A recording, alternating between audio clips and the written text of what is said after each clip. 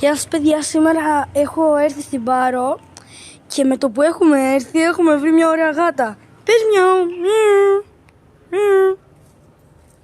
Μετά φάγαμε και λίγο σουβλάκι. Και τώρα παιδιά είναι η ώρα για την επιστροφή, αλλά περιμένουμε να ταράξει το πλοίο και να βγουν οι επιβάτες και τα αμάξια και τα τρακτέρ και τα λοιπά.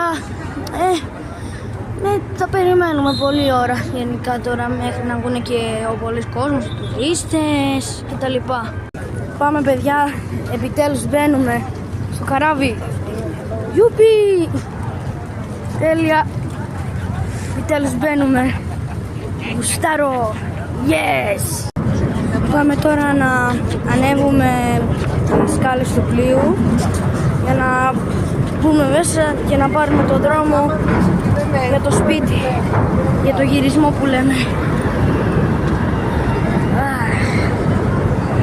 Τι ωραίο ταξίδι που ήτανε. Ήταν και πολύ ωραία η Πάρος. Αν θέλετε σας δείχνω λίγο την πόλη. Ορίστε, με τα φωτάκια της. Ανεβαίνουμε τώρα και αυτές εδώ πέρα τις ωραίες σκάλες που ανεβαίνουν πάνω μόνες της και μπαίνουμε προς μέσα να κάτσουμε και να περιμένουμε να φτάσουμε. Πάμε τώρα, φτάσαμε, μπήκαμε μέσα, τι ωραία, τι καλά. Και τώρα πάμε να βρούμε μια θέση να κάτσουμε όμορφα και ωραία. Είδα και ένα ψιλοωραίο δωμάτιο που είναι παιδικό, βλέπετε. Έχει τηλεορασούλα για να βλέπουμε τα παιδάκια.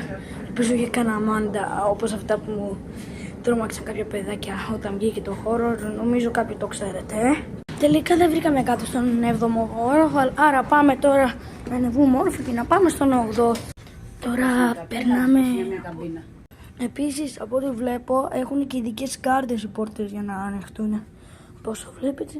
Οπα, τι. Το μπλουσταρίνο σας εύχεται καλό ταξίδι. Όχι, αυτό φαίνεται λίγο τρομακτικό και λίγο creepy αυτό το γεμούρι. Πάμε να συνεχίσουμε. Αν φαίνεται, νομίζω αυτό εδώ πέρα είναι παιδικά δωμάτια ή μου φαίνεται. Παιδιά, κυριολεκτικά υπάρχουν άπειροι δρόμοι που είναι όλοι ισχύοι και είναι λες και βρισκόμαστε ρε παιδιά στα backrooms. Τι να λέμε δηλαδή. Τελικά καταφέραμε να φύγουμε από αυτούς τους διαδρόμους που είναι γεμάτοι με καμπίνες. Τι ωραία. Ευτυχώς πια δεν βλέπω παντού πόρτες και φώτα από πάνω. Παντού κυριολεκτικά παιδιά, το εννοώ. Κλειδωμένη πόρτα, πάμε πάλι κάτω. Παιδιά, τελικά ανοίξαμε αυτή την πόρτα και φανταστείτε τι είχε μέσα. Αυτή του πλοίου που έμεναν εκεί.